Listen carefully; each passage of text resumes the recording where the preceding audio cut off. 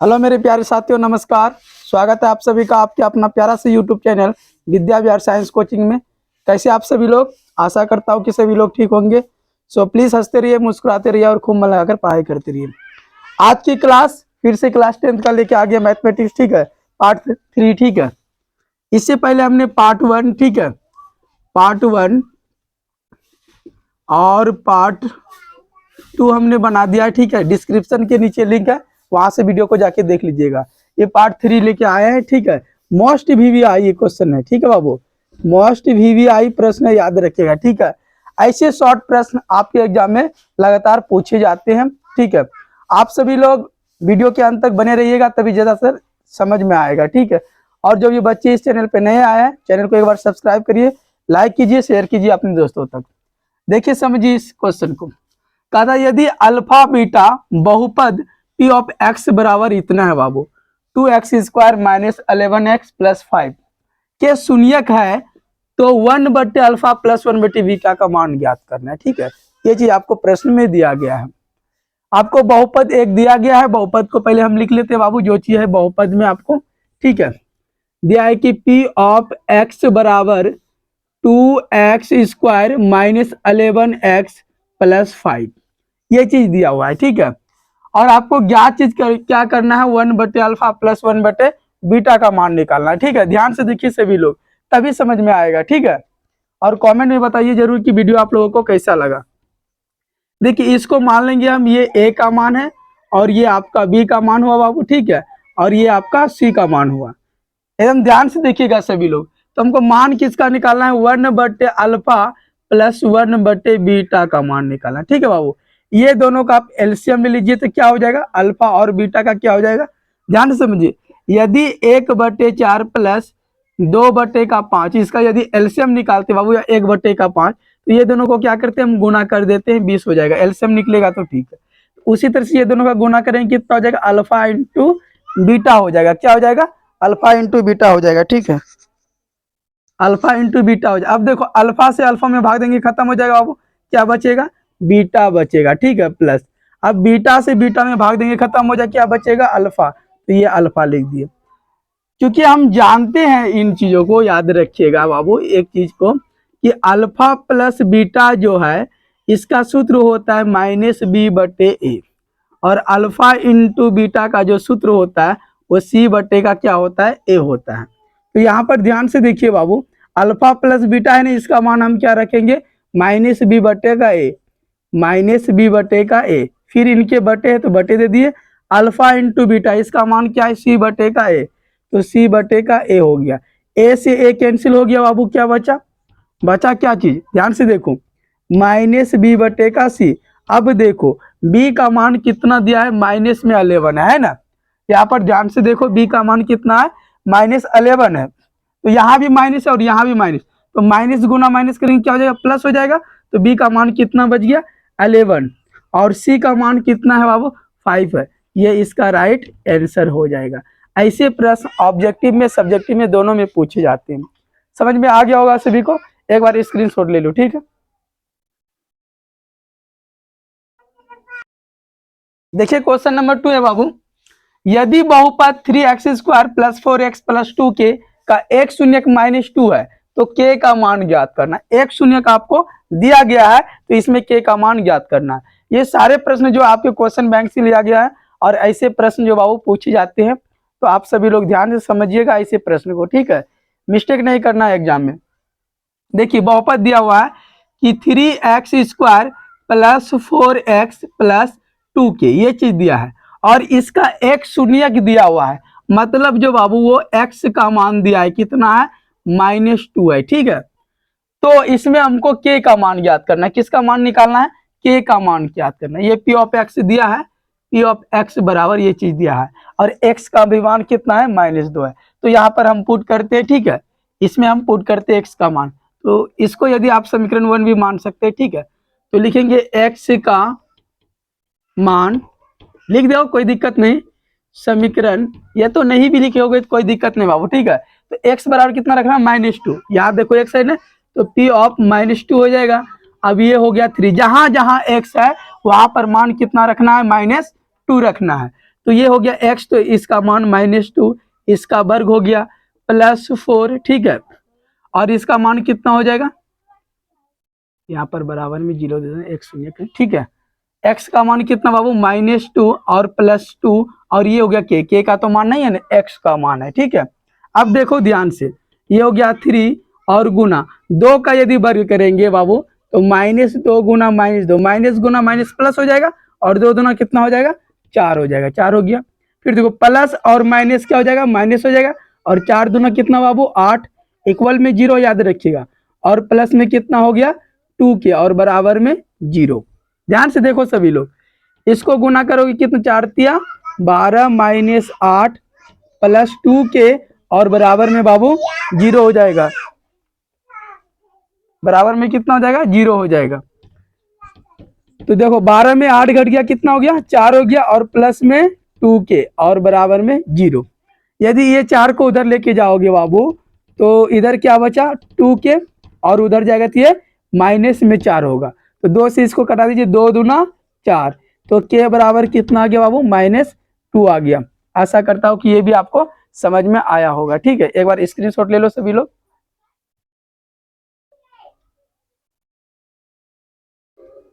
देखिए question number जो है बाबू वो 3 है, देखिए मोस्ट VVI, और ये क्वेश्चन तो आपके एग्जाम में छपेगा ही छपेगा। अंक को चेंज कर दे लेकिन क्वेश्चन छपना तय है, ठीक है, 100% है बाबू, तो याद रखिएगा आप सभी लोग। कहता है यूक्लिड विभाजन एल्गोरिथ्म का प्रयोग कर 960 और 432 का मोसो निकाला, मतलब महत्तम निकालना है बाबू, ठीक है। HCF ये चीज निकालना, हमको महत्तम निकालना। तो देखिए ध्यान से, सबसे छोटी संख्या इसमें कौन है बाबू, 432 है, क्या है 432 है। इससे हमको जो है इसमें दे देना 960 में, सबसे आसान भाषा में हम समझाते हैं, ठीक है, महत्तम निकालने के लिए। तो कितने बार में भाग देना जरा ध्यान से देखो, कितने बार में भाग देना जरा ध्यान से देखो, कितने बार में, 432, जल्दी से बताइए सभी लोग। 2 बार में, कितना बार में, 2 बार में। 2 दूना कितना हो गया बाबू, 4 हो गया, और 3 दूना कितना 6, और 4 दूना कितना 8। अभी इसको हम घटाएंगे, 10 में से 4 घट गया कितना 6 हो गया, और ये 6 यहाँ 15 में से 6 घटा कितना 9, और यहाँ 8 में से 8 क्या हो गया, कैंसिल हो गया। अब जो है बाबू 432 यहाँ पर आ जाएगा, ठीक है, 432। अब कितना बार में इससे इसमें भाग देना है, ध्यान से देखो, जल्दी से बताएंगे सभी लोग, कमेंट करके बताओ एक बार। 4 बार में, कितना बार में, 4 बार में। देखो 6 चौकी कितना हो गया बाबू 24, हाथ में रहा कितना 2, और 9 चौकी कितना 36, 36 2 38 हो गया। अब इसको फिर से घटाएंगे, 12 में से 4 घट गया कितना 8 हो गया बाबू, ठीक है, और यहाँ पर 12 में 8 घटा कितना 4, ये कैंसिल। अब ये 96 यहाँ पर आ गया ना, ये 96। अब 48 से देंगे कितना बार में, 2 बार में, 48 दूना 96, ये देखो पूरा पूरा कट गया, ठीक है। अब जो ये कट गया तो ऐसे तो इसका HCF क्या हो गया 48 हो गया, जिससे ये पूरा पूरा कट गया भाग देने पर, ठीक है। लेकिन इसको लिखना कैसे है यूक्लिड विभाजन में, तो सबसे पहले जो बड़ी संख्या बीच वाला जरा ध्यान से देखो, इसको लेना है। ये कितना है बाबू 960 है, कितना है 960, ठीक है। 960 को आप कैसे क्या किए, सबसे पहले 432 से भाग दिए, 432 से भाग दिए, गुना किससे किए 2 से, और प्लस में कितना आया, शेषफल कितना आया 96 आया। इसका कहानी खत्म हो गया ये वाला। अब देखो इसका 432 का, ठीक है, ये हो गया 432। अब इसको कैसे, आपने भाग दिया 96 से बाबू, और गुना किससे किया 4 से, और प्लस में कितना आ गया 48 आ गया। ये भी कहानी के था। अब इसको लेते हैं, ये बीच वाला याद रखिएगा, 96 हो गया। अब इसको कैसे लिखोगे जरा ध्यान से देखो सभी लोग, ठीक है। 48 से भाग दिए हैं, 2 से गुना किए हैं, अब प्लस में जो आया है बाबू यहाँ क्या शेषफल क्या आया है 0, क्या आया है 0, कट गया है ना पूरा, तो 0 आया है, तो इसका जो पहला हो जाएगा वही HCF हो जाएगा, ठीक है। अतः दिख रहा है क्या, चलो यहाँ पर लिख देते हैं, अतः HCF बराबर कितना आ गया बाबू 48 हो गया, ठीक है। ऐसे होता है इसका प्रोसेस यूक्लिड विभाजन का। आशा करता हूं कि ये भी प्रश्न आपको समझ में आ गया होगा, ठीक है। एक बार स्क्रीनशॉट ले लो सभी लोग।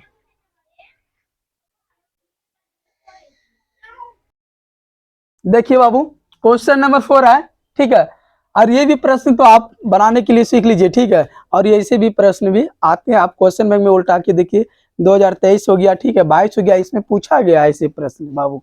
तो आप सभी लोग वीडियो के अंत तक बने रहिएगा। जो भी बच्चे नए आए हैं इस चैनल पे एक बार सब्सक्राइब जरूर कर लेंगे, ठीक है, और ज्यादा से ज्यादा हो सके तो शेयर कीजिए अपने दोस्तों तक, ठीक है। देखिए कहता है कि 1.8 पे बाबू रेकरिंग है, ठीक है, इसको भिन्न के सरलतम रूप में बदलना है। तो ऐसे प्रश्न को जरा ध्यान से समझ लो। यदि आपके 2.46 इस पे यदि रेकरिंग रहेगा, पॉइंट के बाद 2 अंक पे यदि रेकरिंग रहेगा तो 100 से गुना करना है। पॉइंट के बाद यदि 1 अंक पे रेकरिंग रहेगा तो 10 से गुना करना है, ठीक है, याद रखिए। यहाँ देखो पॉइंट के बाद 1 अंक पे रेकरिंग है, ठीक है, तो इसको कितना से गुना करना है, 10 से। सबसे पहले हम मान लेंगे इस सवाल को, ठीक है, ऐसे सवाल को माना कि x बराबर 1.8, ठीक है, पॉइंट के बाद एक रेकरिंग है ना, 8 जितना लिख सकते हो इसका मतलब ये होता है बाबू 8 लिख दिए, 3 लिख दिए लगभग। तो इसको हम समीकरण 1 मान लिए। क्या मान लिए, समीकरण 1 मान लिए। समझ में आया? देखो फिर से समझ, यदि ये पॉइंट के बाद देखो 4-6 है ना, तो हम 4-6 और लिख सकते हो, 4 जितना लिख सकते हो 4-6, समझ रहे हो ना, पॉइंट के बाद ये मान लिए हम, ठीक है, कोई दिक्कत नहीं है इससे। अब देखो हम दोनों तरफ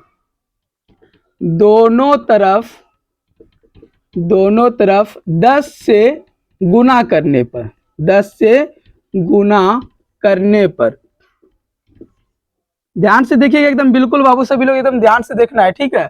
देखो 10 से गुना करेंगे, इधर क्या हो जाएगा 10x, और इधर यदि 10 से गुना करेंगे बाबू तो क्या हो जाएगा 18.888। जितना यहाँ पर 8 लिखे उतना यहाँ भी लिखना लास्ट में, ठीक है, ताकि आपको घटाने में कोई दिक्कत नहीं होगा, ठीक है। अब ये समीकरण क्या बन गया, 2 बन गया। समझे सभी लोग? एक बार बताएंगे जरूर सभी लोग, देखिए ध्यान से। देखो गुना करके हम बता, 10 से यदि इसको आप गुना करिएगा बाबू 1.888, इसको कितना से गुना किए, 10 से गुना किए ना, 10 से गुना किए, देखो कर देते हैं, 10 8 कितना हो गया 80 हो गया, फिर 10 8 कितना हो गया 80 8 88, ये भी हो जाएगा 88, 8 बचा, और 10 से कम कितना 10, और 10 8 कितना हो गया 18। देखो यहाँ पर पॉइंट दे, पॉइंट के बाद जीरो का कोई वैल्यू नहीं, समझ रहे हो ना, पॉइंट के बाद जीरो का कोई वैल्यू नहीं होता है, जितना 8 लगा सकते हो। समझ गए सभी लोग ना? अब देखो ध्यान से बाबू, ध्यान से देखो, अब जो है यहाँ पर लिखना है समीकरण 2 और घटा समीकरण 1।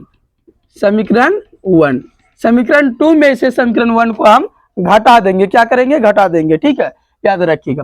तो समीकरण 2 का जो है पहले देखो LHS कितना है 10x, और समीकरण 1 का x है, तो 10x में से x को घटा देना है, 10x और माइनस x, फिर बीच में बराबर दे देना है। अब समीकरण 2 का RHS देखो बाबू कितना है 18.888, और घटाना कितना 1.888, ठीक है, घटा देना। अब 10 गो x में 1 गो x घटता है तो कितना हो गया बाबू 9 गो x हो गया। अब 18 में से देखो 1 घट गया कितना 17, और इसमें से ये घट गया कितना 0 ना, जीरो का कोई मतलब ही नहीं रहता पॉइंट के बाद। अब देखो x बराबर जो आया बाबू वो हो गया 17, और 9 गुना में इधर आएगा तो भाग में, ये हो गया x का मान। आशा करता हूं कि ये भी आप सभी को समझ में आ गया होगा, ठीक है।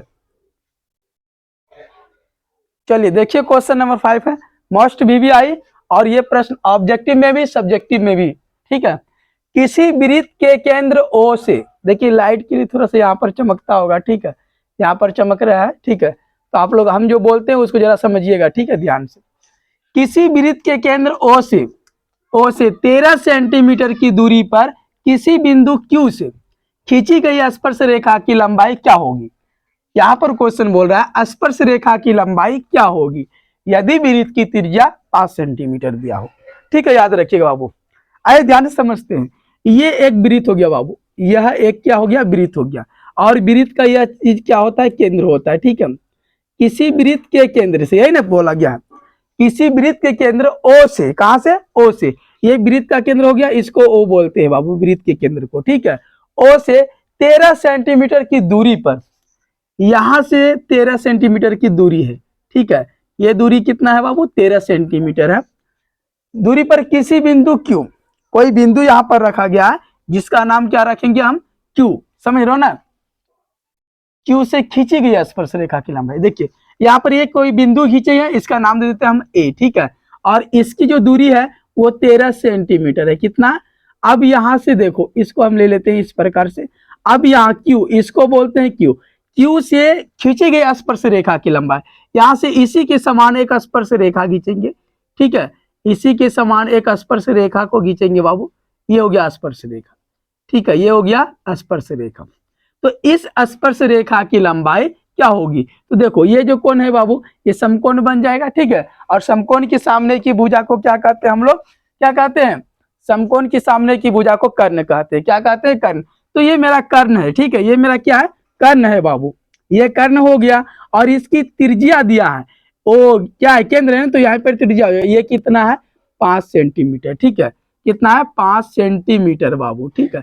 तो ये निकालना हमको क्या, ये स्पर्श रेखा की लंबाई, ये हो गया स्पर्श रेखा, स्पर्श रेखा, इसी की बाबू लंबाई निकालना है, ठीक है। ध्यान से समझिएगा, फिगर को भी बना लीजिएगा आप सभी लोग। तो देखो यदि इसको हम पलटाते हैं, ये हो गया बाबू आपका कर्ण, ठीक है, और ये हो गया आधार, और ये हो गया लंब। तो पाइथागोरस परिमेय से क्या कहता है, हम पहले लिख लेते हैं, त्रिभुज, त्रिभुज किसमें, ए ओ क्यू में, ए ओ क्यू में, ठीक है, ए ओ क्यू में, ठीक है। ध्यान से, पाइथागोरस परिमेय से, कहां से, पाइथा या थेल्स परिमेय से भी बोल सकते हैं, थेल्स प्रमेय से, प्रमेय से, देखिए थेल्स प्रमेय से क्या लिखेंगे, हमको लंब निकालना है बाबू। तो लंब बराबर क्या होता है, कर्ण का स्क्वायर माइनस आधार का स्क्वायर। लंब यहाँ पर क्या है, ए क्यू है, क्या है, ए क्यू।